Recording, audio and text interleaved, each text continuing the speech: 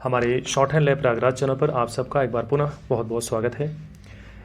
देखिए, यहाँ पर जो विषय है वो सुप्रीम कोर्ट का जो एग्ज़ाम कंडक्ट हुआ है SPA PA का, जो टाइपिंग टेस्ट का पहला स्टेज का एग्ज़ाम कंडक्ट हुआ था, उसका रिजल्ट डिक्लेयर हुआ है और उसमें बहुत सारे बच्चे जो है वो फेल हुए हैं जो कि डिज़र्विंग कैंडिडेट्स थे।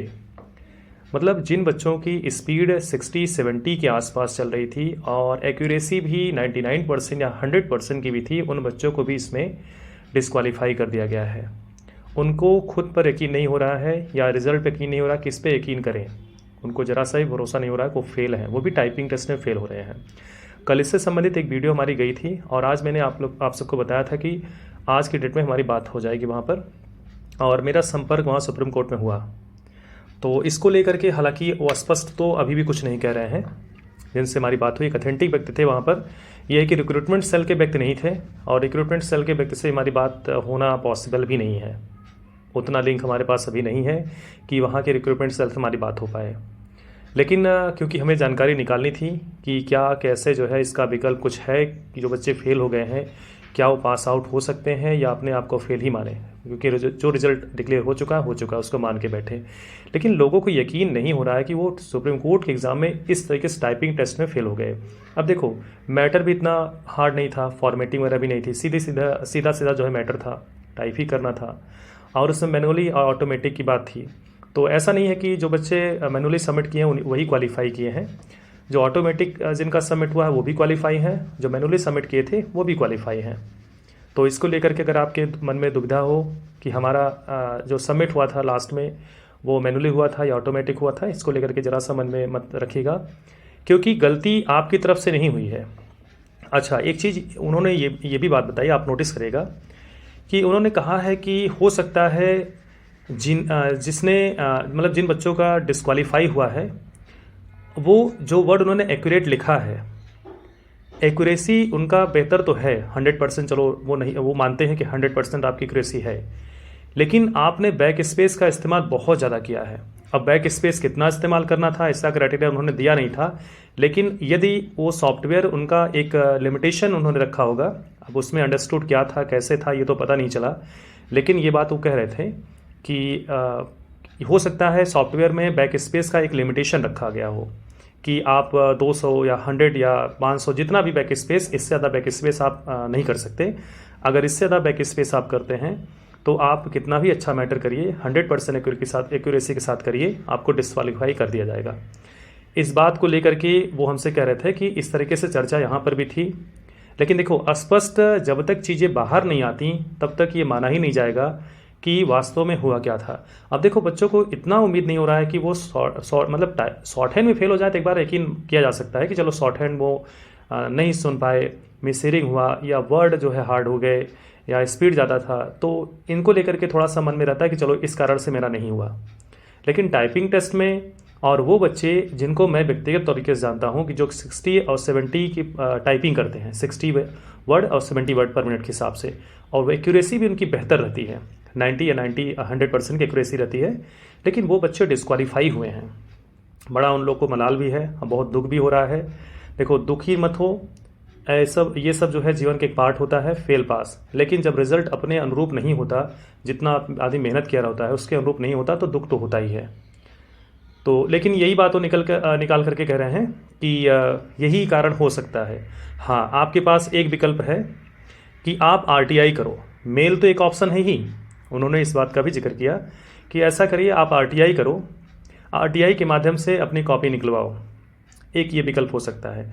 लेकिन RTI करते समय इस बात का ध्यान रखिएगा कि क्या आपके जो नोटिफिकेशन है, जैसे आजकल के बहुत सारे ऐसे कोर्ट के एग्ज़ाम होते हैं, उसमें पहले से ही इस बात का जिक्र कर दिया जाता है कि आप इस एग्ज़ाम को लेकर के RTI नहीं कर सकते।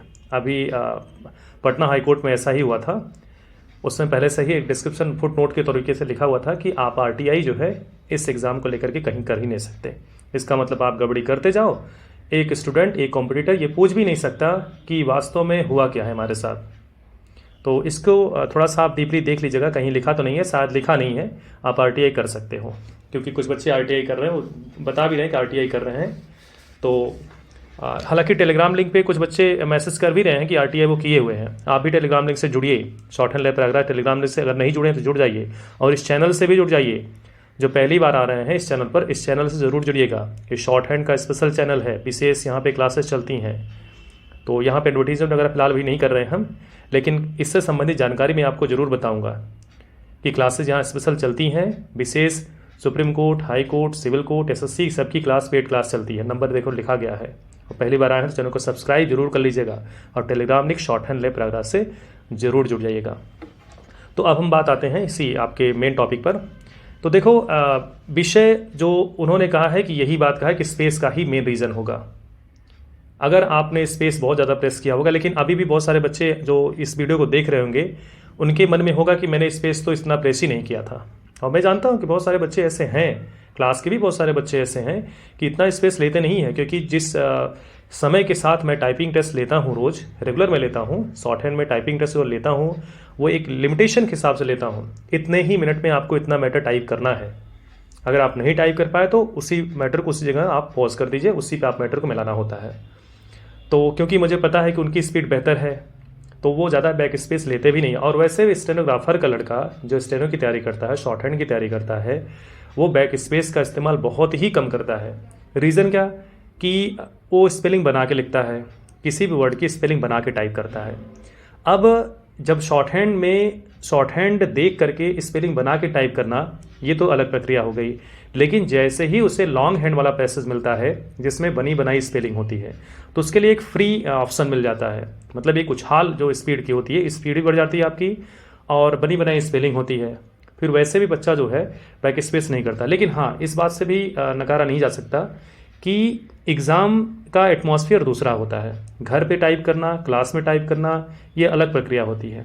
एग्ज़ाम में बहुत सारे बच्चे जो है घबराहट की वजह से वर्ड गलत करने लग जाते हैं। कितने लोग लाइन मिस कर जाते हैं इसी चक्कर में। बेहतर स्टूडेंट भी लाइन मिस कर जाते हैं, बैक स्पेस लगातार वो प्रेस करने लगते हैं। घबराहट होती है क्योंकि ऐसा लगता है जब आप टाइप करने बैठते हैं ना, तो जो 10 मिनट का 15 मिनट का टाइम होता है आपके जो घर पे टाइप करते हैं उस समय से वो ज़्यादा तेज़ चलता है। कभी आप सिस्टम पे देखिए, इतना तेज़ वो समय भागेगा 15 मिनट का, 10 मिनट का, जितना भी टेस्ट आप एग्ज़ाम में वो दिए होंगे, आप समझ भी नहीं पाओगे कि इनकी घड़ी और हमारी घड़ी दोनों अलग तो नहीं है। इनका तो बहुत तेज़ चल रहा है, हमारे घर पे तो इतना टाइम में मैं मैटर कर भी लेता था, बैठ भी जाता था, मिला भी लेता था। तो बैक स्पेस का इशू ये बता भी रहे हैं। लेकिन आप ऐसा करो, आप आरटीआई करो, ठीक है ना। एक अगर आप सोच रहे हो कि आपका बेहतर गया है तो आरटीआई करने में ज़रा सा भी संकोच मत करिए। बहुत बड़ा खर्च नहीं आता आरटीआई प्रक्रिया बहुत आसान होती है। और हालांकि आरटीआई संबंधित अभी मैं वीडियो नहीं बना रहा हूं कि आरटीआई कैसे करेंगे इसको। आरटीआई संबंधित तमाम वीडियोस, तमाम बहुत छोटे छोटे क्लिप्स वगैरह पड़ी हुई हैं, तमाम आप यूट्यूब पे सर्च करेंगे मिल जाएगा। अगर आप नहीं कर पा रहे हैं तो आप आरटीआई करो, देखो अपनी कॉपी निकलवाओ आपका जो भी आपने टाइप किया है, फिर मिस्टेक देखो कितनी मिस्टेक आ रही है। और लेकिन लेना चाहिए था। सुप्रीम कोर्ट से बच्चों को बड़ी उम्मीद थी कि सुप्रीम कोर्ट में इस तरीके से काम कैसे हो सकता है। हालांकि जो हो चुका है उसको वहीं पे छोड़ो, आरटीआई करो, आरटीआई का जवाब देखिए क्या आता है वहाँ से, और मेल करते रहिए। हम पिटीशन वगैरह फाइल करने के लिए नहीं कहेंगे, क्योंकि पिटीशन फाइल आप करेंगे तो बहुत लंबी प्रक्रिया होगी, आप उस चीज़ से जो है आगे लड़ भी नहीं पाएंगे, ये बहुत लंबी प्रक्रिया होती है, ठीक है। और अन्य जानकारी देखते हैं, अगर कुछ और भी जानकारी अगर हमें मिल पाती है, हालांकि लिंक मैंने लगाया हुआ है, अगर कुछ सोर्स हमें वहाँ से मिल पा रहा है तो मैं आप लोग को ज़रूर बताऊंगा। और टेलीग्राम लिंक पे ही बता दूंगा, टेलीग्राम से आप जुड़ जाइए, टेलीग्राम पे ढेर सारी जानकारी जाती रहती हैं। और यहाँ पे इलाहाबाद को लेकर के आप मैसेज मत करिए कि इलाहाबाद हाईकोर्ट की वैकेंसीज कब आएंगी। जब आएंगी तो आपको जानकारी दी जाएगी, बिल्कुल दी जाएगी, घबराइए मत। उसी लिए चैनल है, क्लास के रिगार्डिंग ही चैनल है, आपके स्टेनो क्लास के ही रिगार्डिंग ये चैनल है। आप उससे जुड़िए, मैं तो कहता हूँ आप जुड़ो, शेयर करो, लोगों को बताओ। आप स्वयं इस चीज़ से वंचित रहते हैं, ना दूसरों को बताते हैं, ना स्वयं जानने का प्रयास करते हैं। बहुत सारे ऐसे ऑथेंटिक बच्चे हमारे क्लास में जुड़ते हैं, पेड क्लास में, अभी आपको अंदाज़ा भी नहीं, आप तो भटक रहे हो, बस ऐसे भटकते रह जाओगे, सालों साल ऐसे भटकते रह जाओगे।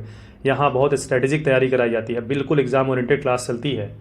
आप इससे से जुड़ो, नहीं तो अभी भी आप पछताओगे। और जिनका एग्जाम है सुप्रीम कोर्ट का, वो तो बिल्कुल डिले मत करें। इधर गुजरात हाई कोर्ट आपका, ये पटना हाई कोर्ट की वैकेंसी बहुत जल्द देखने को मिलेगी। इलाहाबाद हाई कोर्ट तो है ही आपकी, वो तो आपको बहुत गोल्डन अपॉर्चुनिटीज़ मिलेगी। उसके लिए तैयारी के लिए अभी से प्रतिबद्ध हो जाइए। अगर पीएस की वैकेंसी आए तो हो सकता है जानकारी जो है वो 120 की ही रहेगी, तो उसकी तैयारी को आपको पहले से ही रखना पड़ेगा। ओके, ठीक है, जो कुछ जानकारियाँ होंगी अन्य मैं आपको टेलीग्राम पे सूचना दूंगा, या वहाँ पे आप डिस्कस करते रहो। मैं वहाँ पे जो डिस्कस आप करते हैं मैं देखता हूँ, ज़रूर देखता हूँ, समझता हूँ। Okay, thank you so much.